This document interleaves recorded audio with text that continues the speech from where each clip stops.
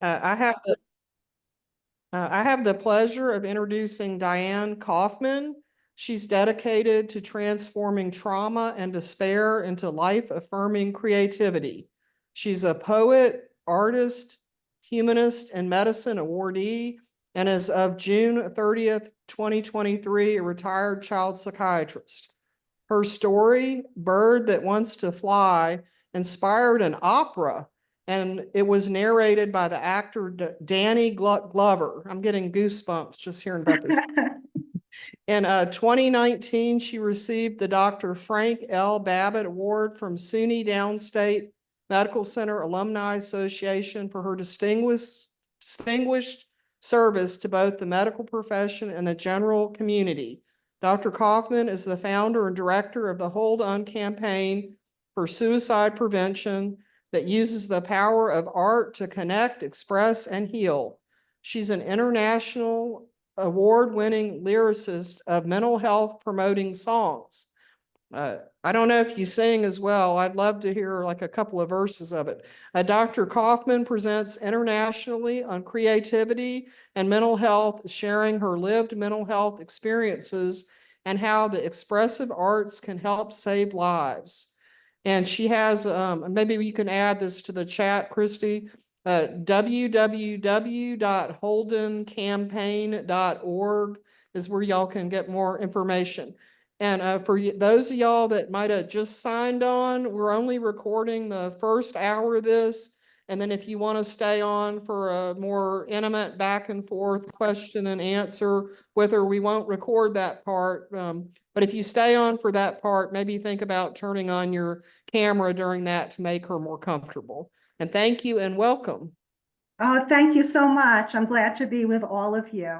Let me go ahead and share my PowerPoint with you. Okay.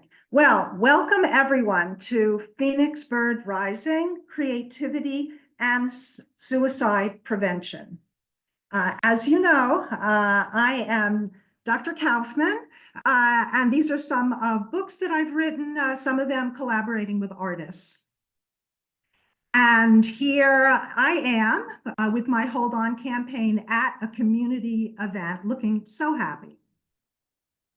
I want to express, of course, my gratitude to all of you at LSU Health Shreveport for allowing us to come together today on behalf of suicide prevention.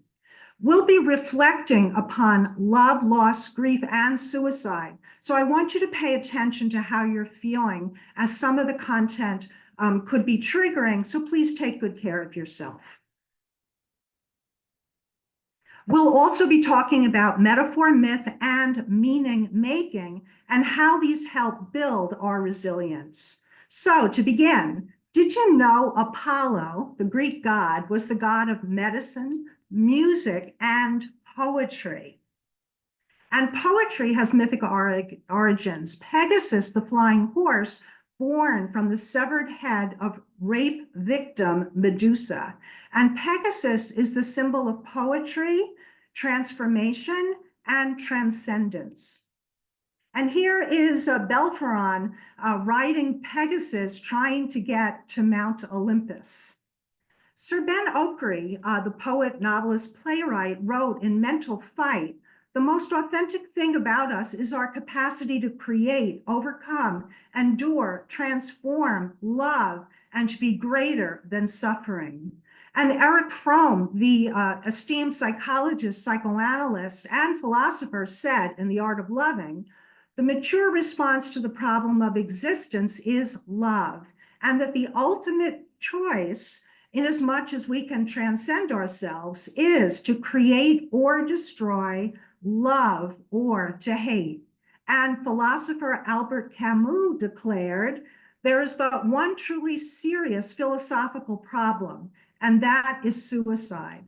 Judging whether life is or is not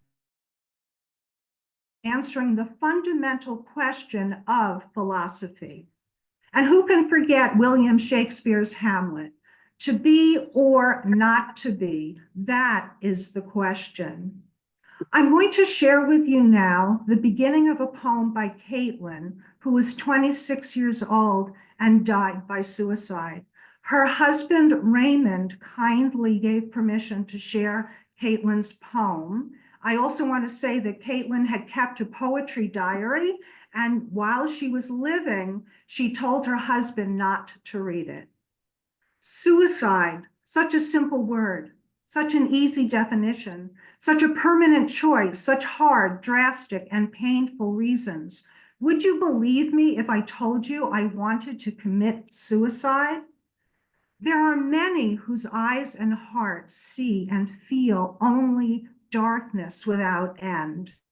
And it's from the World Health Organization.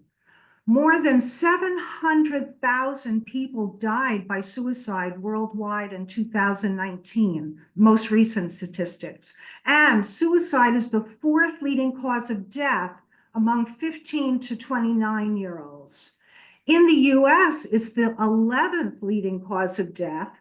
And in 2022, nearly 50,000 Americans died by suicide. One person dead every 11 minutes. It's the third leading cause in age 15 to 24, second leading cause 24 to 34. And let's not forget, there are also an estimated 1.6 million suicide attempts. Where I live in Oregon, it's our 10th leading cause of death, second leading cause 10 years old to 34 years old.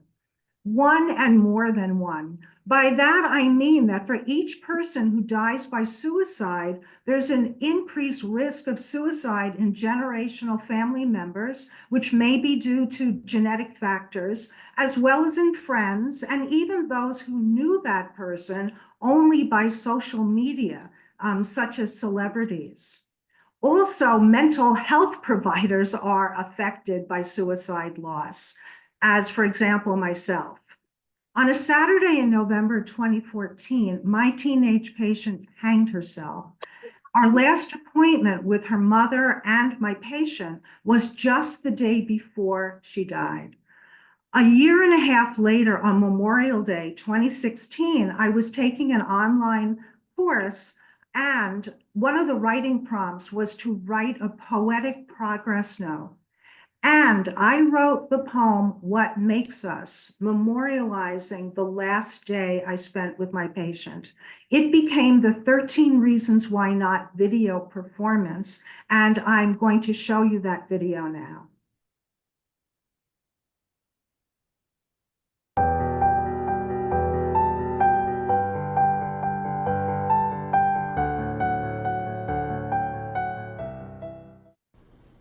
You told me of the teasing, the bullying too, the meanness from your peers and ex-boyfriend. I asked you if it meant that you wanted to be dead. You reassured me. You reassured me. No. You reassured me. No. I mentioned Maya Angelou and why the caged bird sings and how what does not kill us makes us stronger instead. Or so a wise man said. And then to my amazement, you began to sing aloud, and Kelly Clarkson's lyrics makes me stronger. Rudyard Kipling was in the room, imparting wisdom that began with if. You wholeheartedly agreed. Your sneakers. I told you that I liked them. Were they green? Then with the skip, you took your leave. Off to school you went. Not many moments later, a call from you to Mom. Safely there, you told her. Just as expected, but we were glad and felt relieved. She's doing so well, we both agreed, and together smiled. See you in a month, my parting words. Very next day, you hanged yourself. No poem could bring you back. No song would make you rise. No quote could make you speak, if only, pounds in my heart. What happened to your beating heart? To make it shatter beyond belief and make your mind all dark? Without hope? But for that moment of decision, the one from which there's no return. What did I not see or hear, feel? Was it there and I but missed it, or maybe you were just fine and then in an instant you weren't? I hope there is a heaven. I want you to be there, wearing happy sneakers, skipping in the air, singing a brave girl's song. Yet still I ask why? Why? Why couldn't your resurrection been here when you were alive? So young you chose to die. Your death lives on inside me, and I cry. I cry.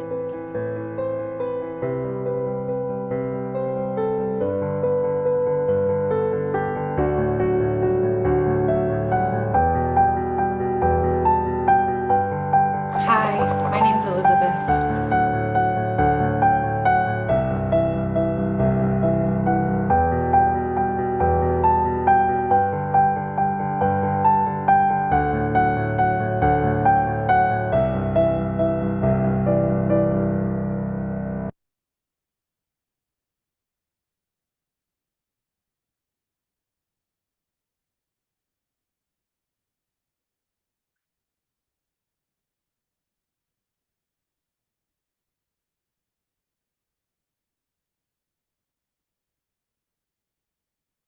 So, what is mental health?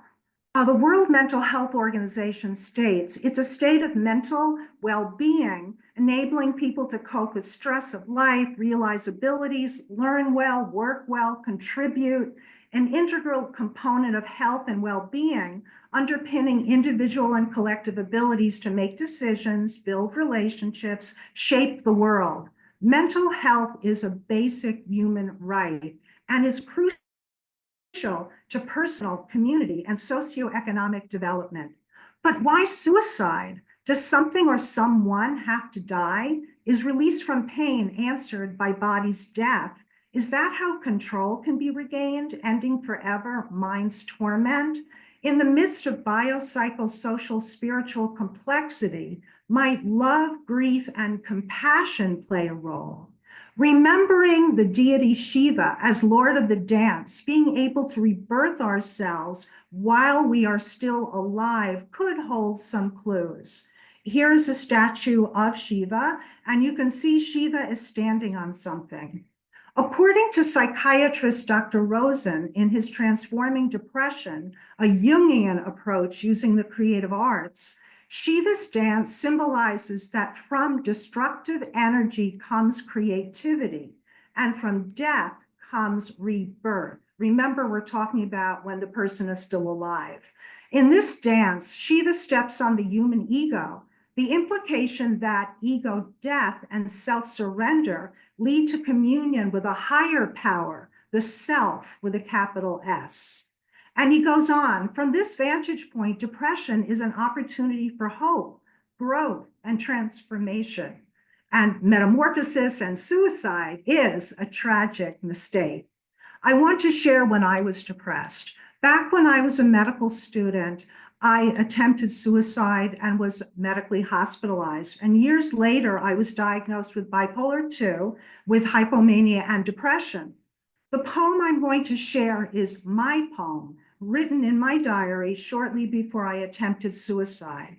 While none of what the poem says is actually true, depression's darkness had overtaken me, and these were my distorted thoughts.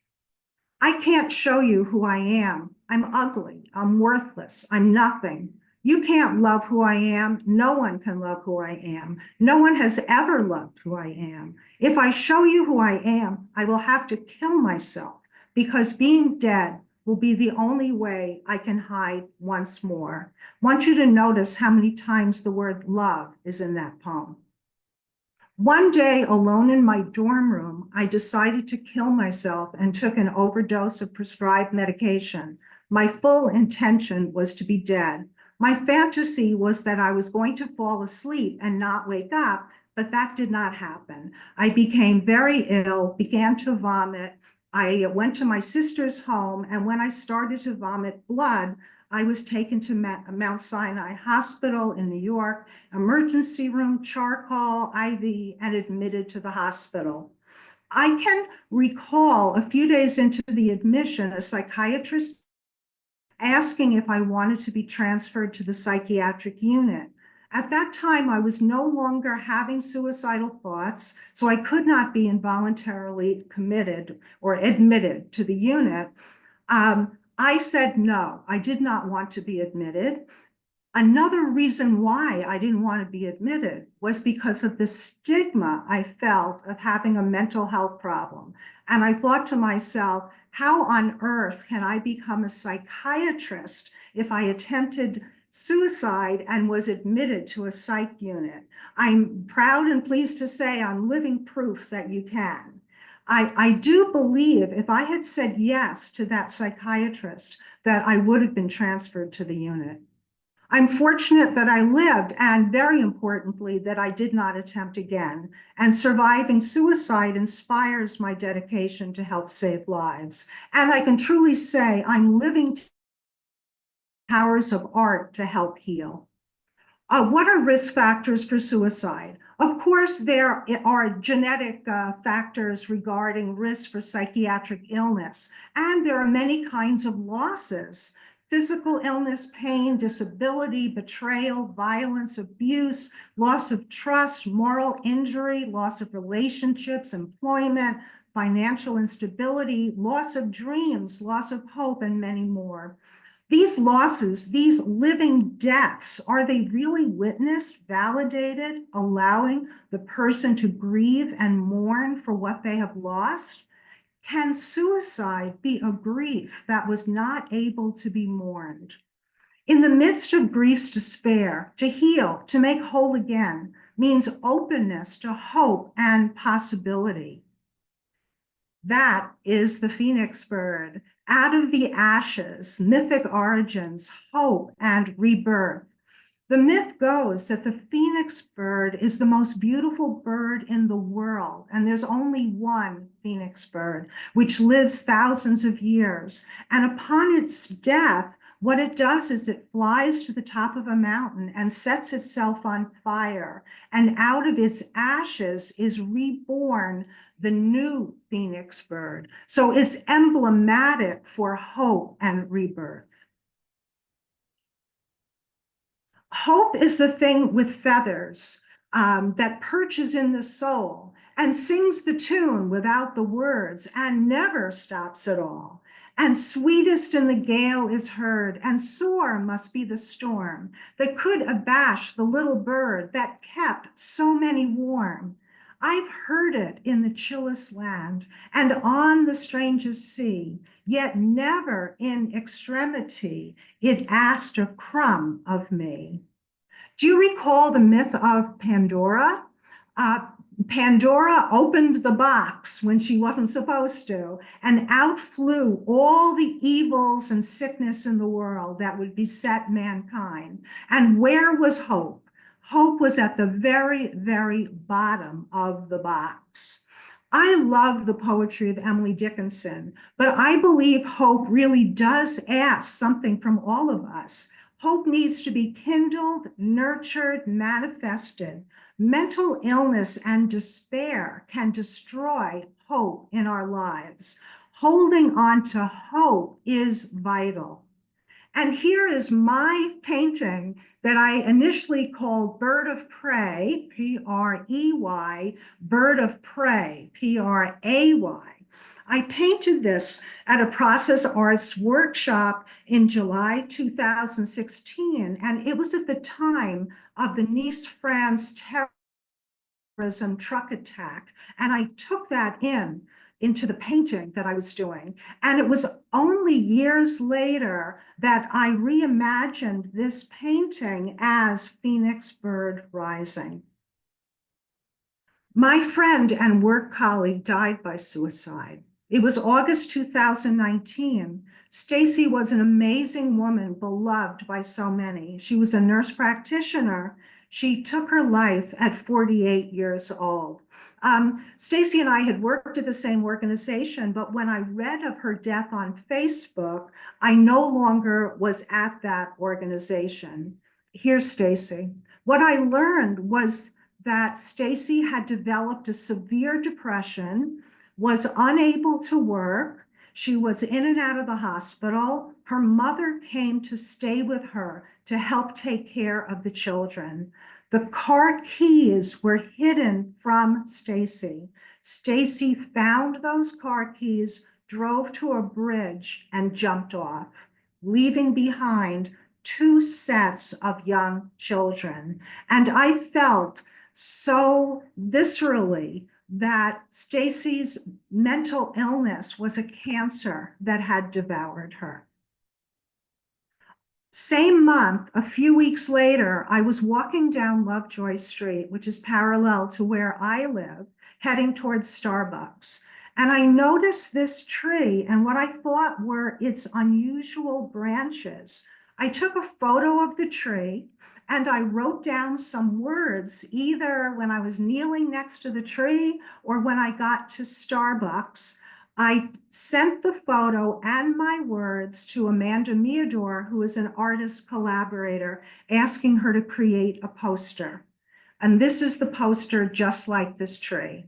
My words were, just like this tree, we all yearn to grow. Hope lives, shame kills. Every day is Suicide Prevention Day.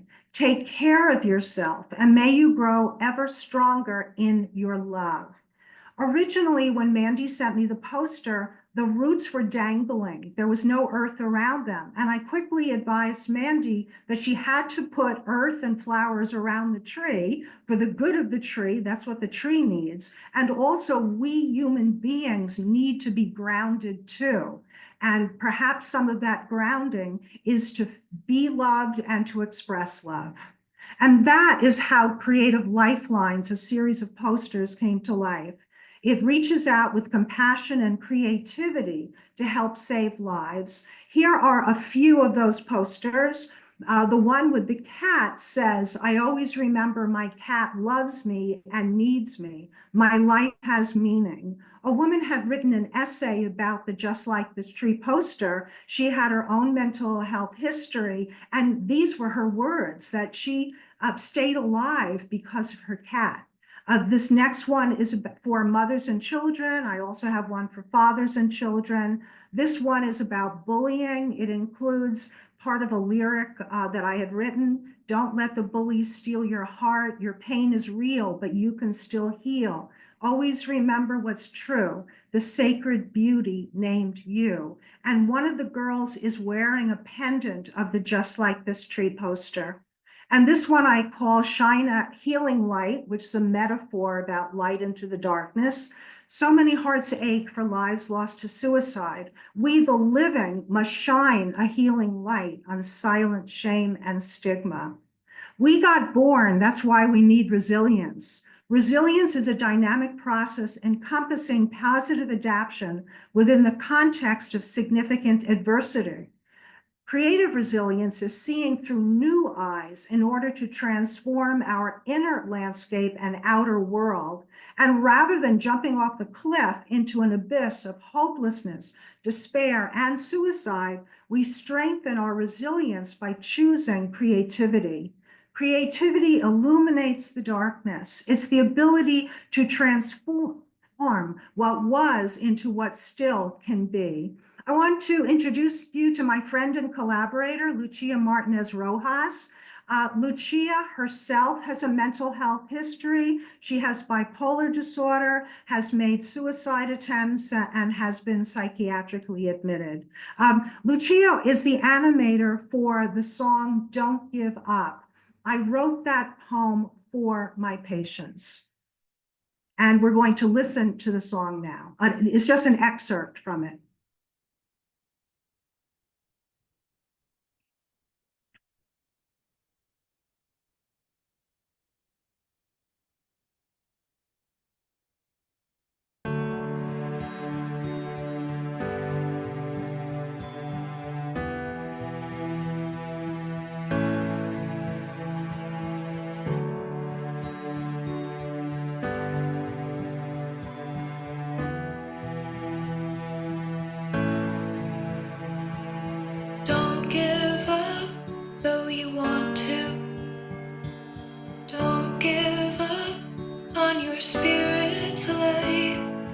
Yes, it's dark, but now is not forever. We will make it through together. There will be a better now. Even when you don't see how. Life is not the worst thing that's ever happened to you. Life has thorns, but you're the rose meant to flower. The sun sets on yesterday, let it go like nature does. Don't despair, we care, be embraced by love's power. You're not a burden, we're glad you're here. How can we help you stay? You are strong, and we're not wrong. That you will be okay. Okay, we'll start with today.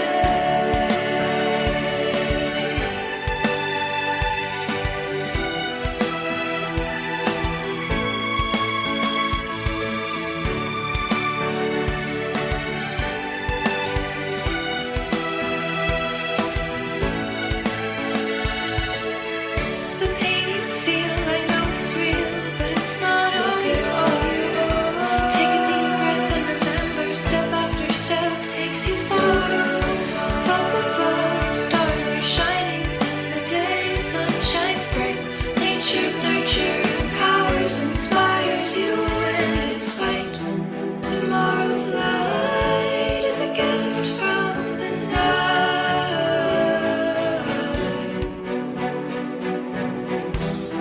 And every time you wonder if you'll ever feel joy again, know for certain it will be alright.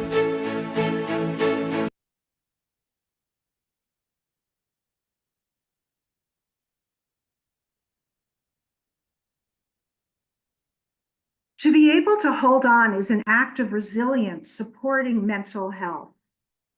Here's Stephen Voss, aka Twitch, and his wife Allison Halker performing at Dancing with the Stars.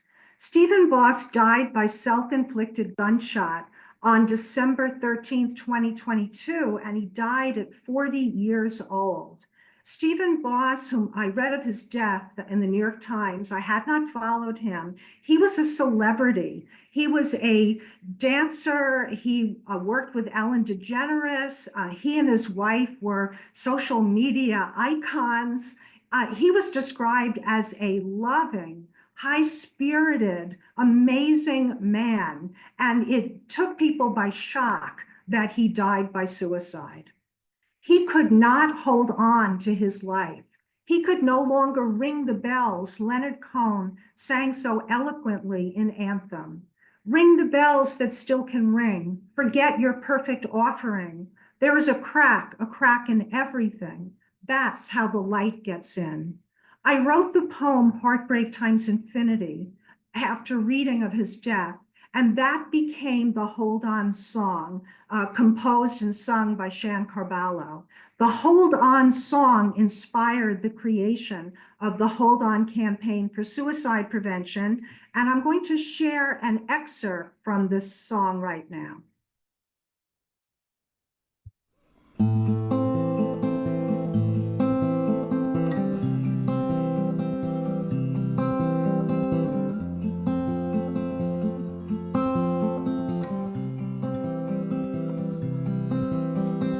Heartbreak times infinity, the devastating loss. These thoughts destroy my mind, kill my will to live, pierce the beating heart. Makes me wonder, is this life a lie? But hold on, your thoughts are all mixed up. This pain is sure to pass. These feelings never last. I said, hold on, hold on, your thoughts are all mixed up. This pain is sure to pass. These feelings, they come and go.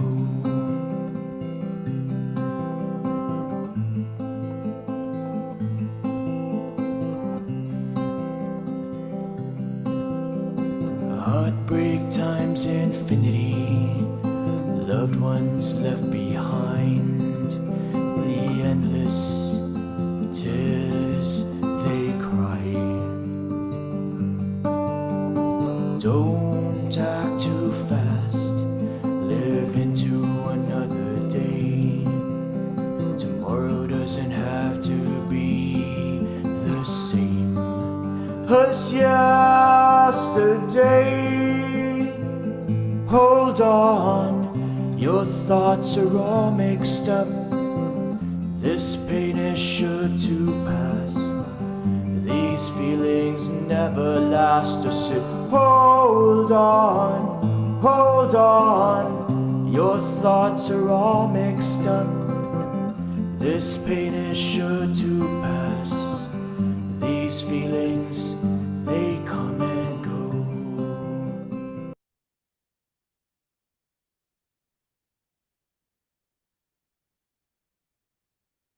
On July 26, 2023, I was attending an Oregon suicide prevention conference and for the first time had a display table for my Hold On campaign.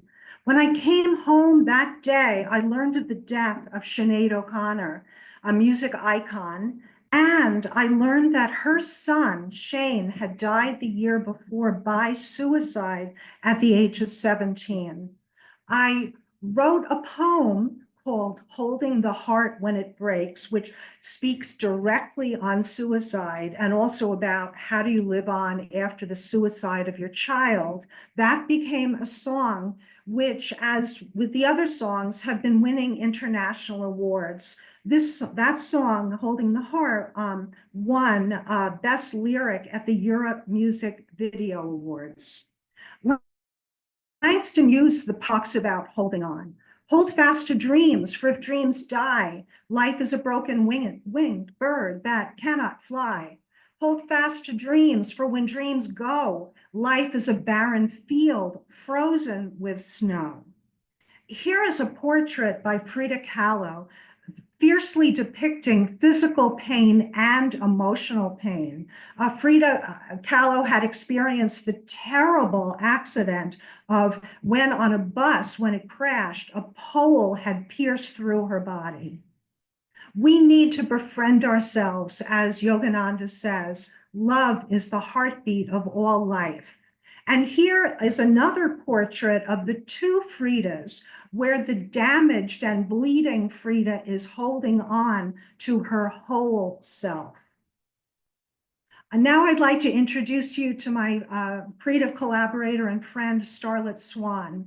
Starlet has complex regional pain syndrome, and she attended a Arts and Healing Resiliency Center workshop that I was hosting. And the workshop facilitator was John Fox, a poetic medicine practitioner, former head of the National Association of Poetry Therapy. Starlet spoke with John and I after the workshop, and Starlet and I met a few days later. Starlet explained to me that complex regional pain syndrome is known as the suicide illness because of the severity of the physical pain. When we met a few days later, Starlet shared with me a poem that she had written. The poem was called The Marble Block. As soon as I heard her poem, I knew that this would make an amazing animation. I renamed her poem Marble Me Free. Lucia did the animation and Starlet narrates it, and we're going to watch that now.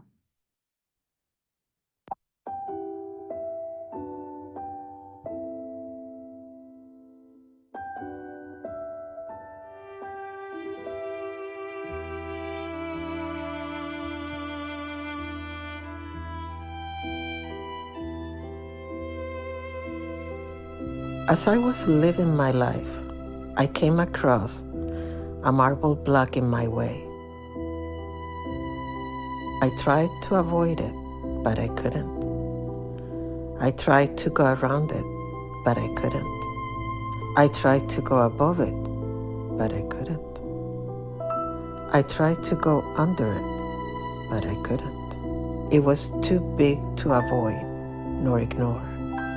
It was too wide to go around nor rationalize. It was too slick to climb nor see the end of it. It was too rooted in the ground, nor did I have the ability to dig it out. It blocked my way forward. It put a stop to my life. It stopped me. It trapped me. It trapped me in a present I could not escape. My past I had already lived.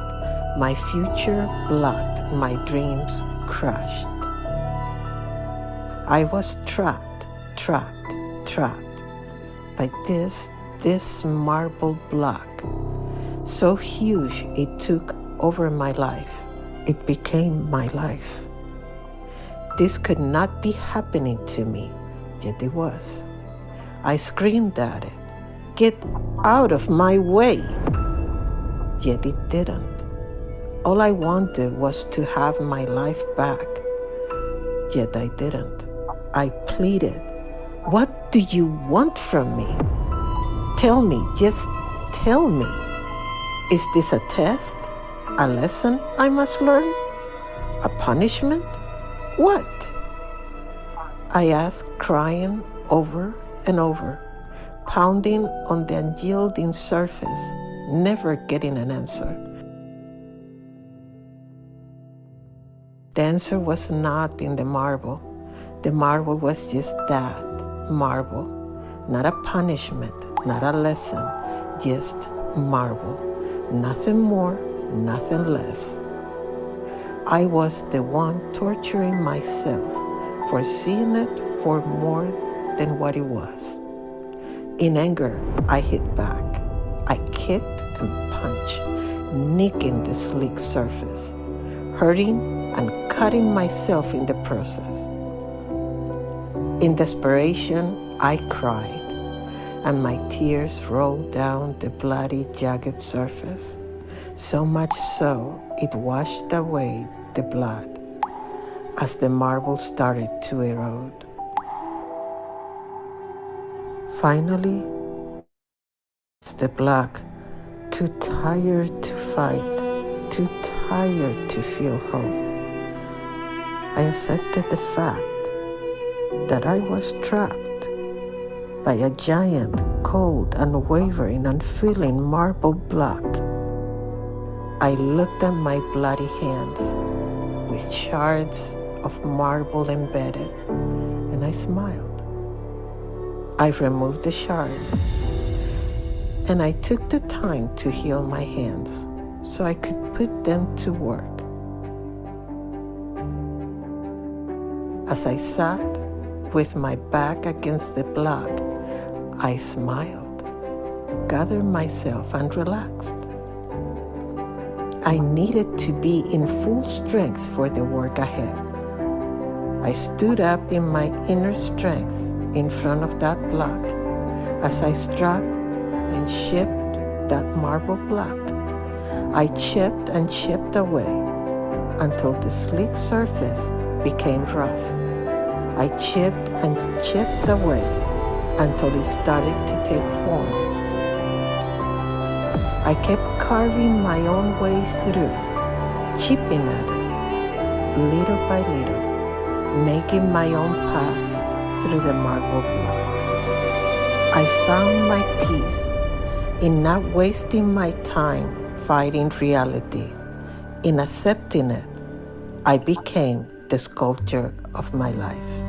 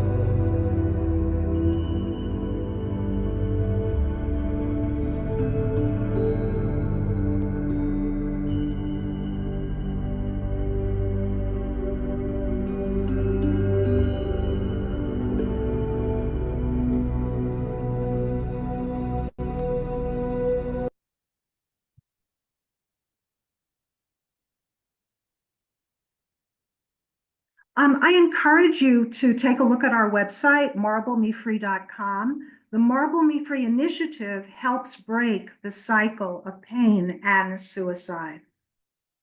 Resilience is creative and can also be used to help grieving hearts of suicide loss.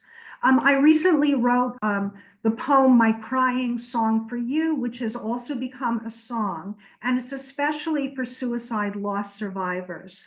I wrote that poem after reading posts on a Facebook private page for suicide loss survivors. What the people share is so overwhelmingly tragic. Their child, their spouse, dying by suicide, some people finding, there was one person that was a first responder and he was called to go to someone in distress. It was his wife who had killed herself. I'm going to share with you just a little bit of the poem that I wrote. Words can't express the heartbreak pain I feel from losing you. Melodies can't undo the tears and the hurt I cry because I'm missing you, and you're not here to hear me. Poems can try, but it's a lie to say they change reality. What am I to do? A part of me died. If you were by my side, would you comfort me? And death calls out in the dark hours.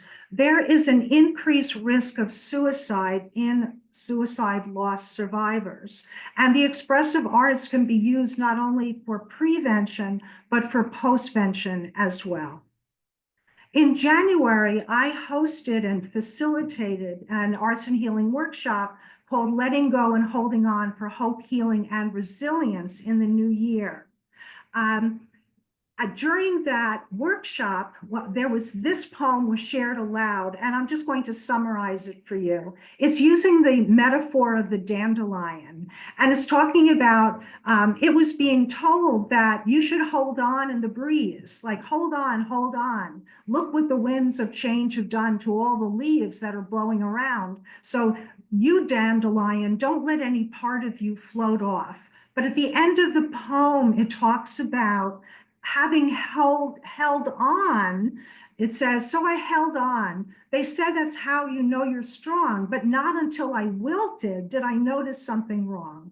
I thought holding on was bravery, but when winds of change do blow, sometimes it's even braver still to let go, let go.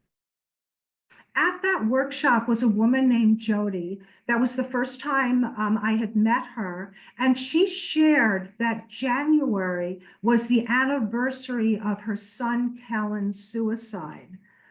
Having listened to this poem and other things that we were talking about in the workshop, Jody drew this picture and she wrote a poem called Let Go.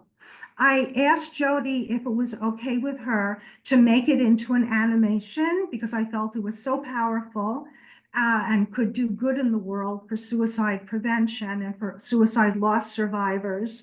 She said yes. Jody did not want to narrate her poem. She agreed that I could speak her words, and Lucia again animated the drawing that she did, and we're going to watch that right now.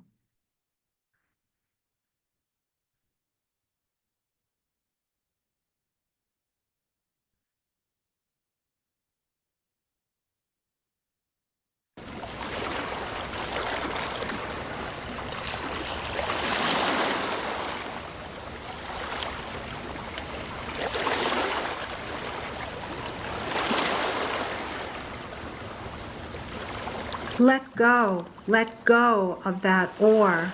Let the winds of time blow your boat ashore, where you will find a new path you've never traveled before.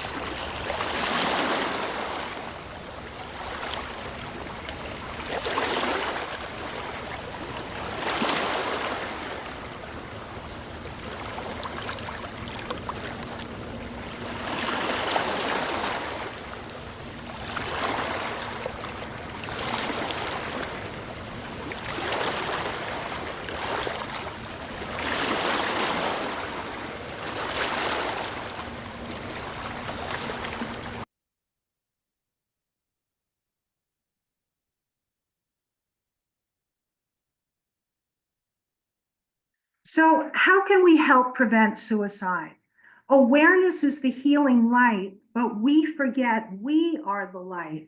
From silence and fear to bravely speaking out, from shame and humiliation to sharing mental health stories with self-love, which I feel we've done today, from isolation to reaching out and receiving empathic kindness, support, and care, from hopelessness to empowerment through education, skills, community, and advocacy. And of course, if a person needs medication to address their psychiatric illness or hospitalization, residential treatment, be what that may, that should also be given as appropriate. These are action steps put out by the National Institute of Mental Health regarding helping someone in emotional pain. And I would add a number 6, which is provide opportunities for creative resilience, the safe release of thoughts and feelings via the expressive arts in a nurturing environment. I want to end with a song called Lift You Up. I wrote the poem that became the lyric after learning of the suicide death of Naomi Judd. Naomi Judd was a country music star. She and her daughter, Winona, were being inducted into the Country Music Hall of Fame on a Sunday. On that Saturday, Naomi died by suicide. Here is the song, Lift You Up, which I feel is dedicated to all family members who are trying to help their loved one, and also to all mental health providers who are also trying to help that person at risk.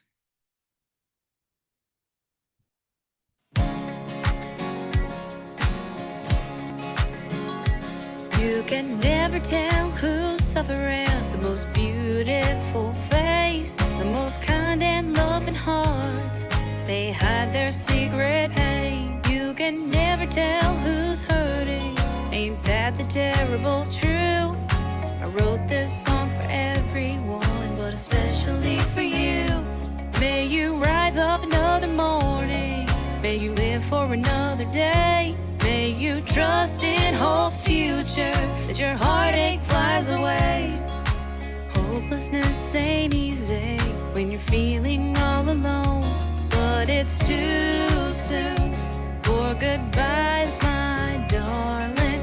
Please, please, open up and tell us so we can lift you up. No matter where you are, no matter what you do, we will never stop loving you. Just please keep on living. We want what's best for you. We're here to lift you up. It's okay to lay down the burden, but please don't give up your life. Everyone needs a breather sometimes, baby, when life hurts too much. With all its pain and strife, hopelessness ain't easy when you're feeling all alone, but it's too soon for goodbyes, my darling. Please, please, open up and tell us so we can lift you up. Lift you up, lift you up. Rise up from your darkness. Take our helping hands, we'll lift you up, lift you up. Rise up from your darkness. Take our helping hands, we'll lift you up, lift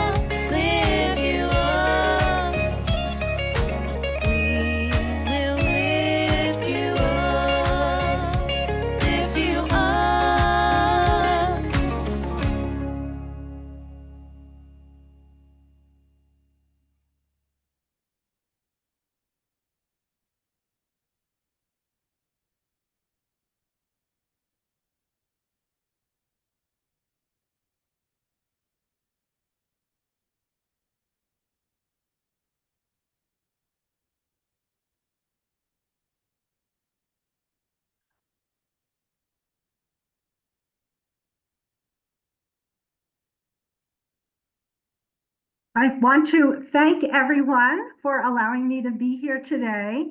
I want you to know that all the songs have the 988 number in the video. And these songs are meant to be played, and they're also meant to be shared in terms of public awareness for 988. So those lyric videos could be posted on mental health websites, schools, and other settings. And I'm open for any comments or questions. I'd appreciate too, you know my email address. It's Diane@holdoncampaign.org. I'd appreciate any comments, testimonials. If you enjoyed the presentation, please let me know.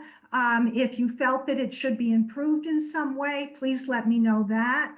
I very much want to spread the word around creativity and suicide prevention to address mental health schools and students, not only around the United States, but we also now have a Hold On International. So I'm going to turn off the presentation right now, and we can talk a little bit. Thank you very much for this outstanding presentation. My name is Dr. Oleg Chernyshev. I'm a sleep medicine physician, neurologist, and a stroke doctor as well here, leading those programs. It's a very touching and very beautiful, inspirational to me. And one more thing I just want to say from the standpoint of sleep. Sleep, what I'm observing in our patients, it's a very great mood stabilizer. Yes, It's it is. number one mood stabilizer and physiological defense mechanism built in our hardware, pretty much. That's why we say to our patients, love sleep like you love yourself. Okay, that's what we pretty much preaching here, and we fight for sleep actually also as a human right here. Because Yes. What is this that I see a lot of patients, sleep deprived patients, make mistake, or their judgment get affected in car accidents or medical error, or suicide provokes through the burnout, because number one cause of burnout is sleep deprivation, and burnout next step is suicide. Usually that's what we're observing in our life. So what I'm trying to say to you that sleep needs to be incorporated. We have initiative, our greater community project here called usleepamerica.org.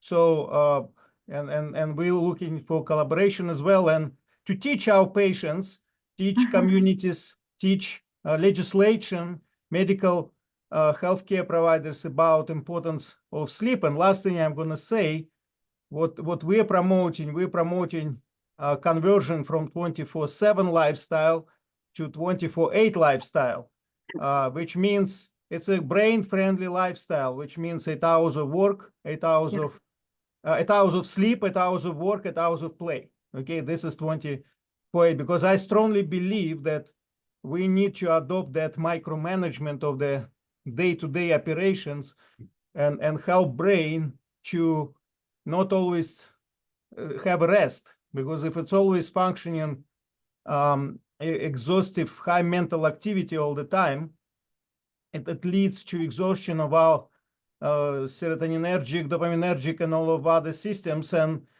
they don't have time to get replenished. And as a result of that, we have neurophysiological and psychophysiological basis or neurobiological basis of the depression, which causes this hopelessness. So, so all of these things, I just want to again say thank you very much. It's a very inspirational presentation. Thank you. Yeah, I was thinking too that, of course, in terms of psychiatric disorders, a symptom of many of them can be change in sleep, right? So with major depression, there can be problems falling asleep, staying asleep, early morning awakening. It can also be too much sleep. If somebody is anxious, right, they could be having problems falling asleep too. So kind of goes in two directions, right? They amplify each other. And it's interesting, although when I was a young person in medical school and unfortunately was experiencing depression that ended up to be part of a bipolar 2 disorder, my fantasy was to be asleep, right?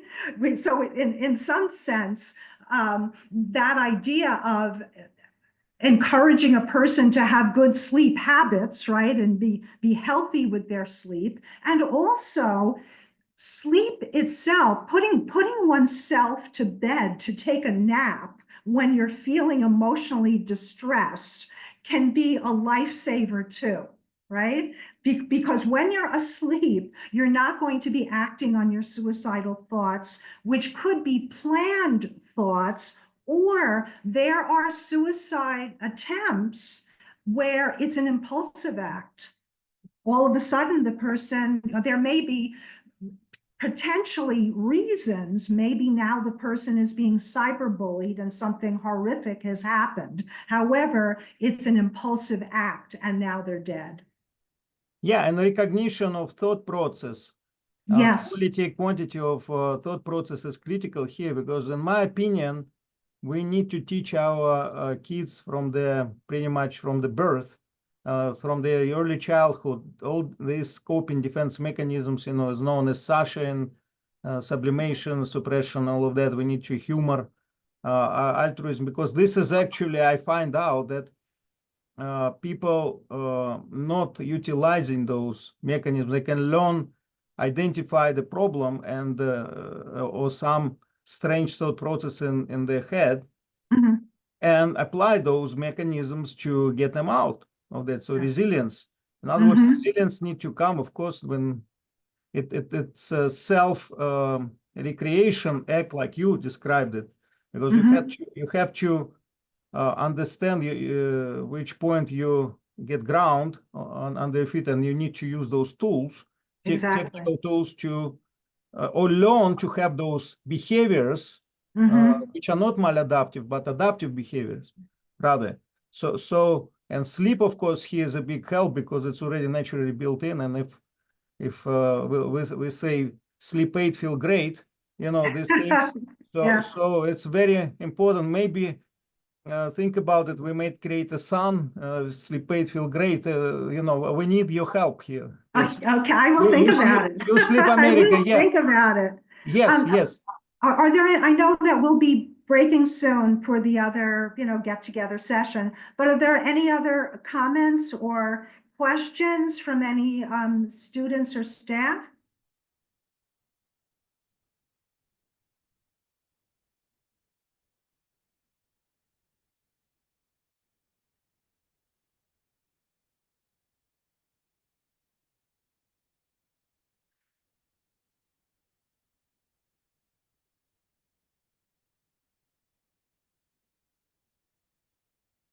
Yeah, for some reason we have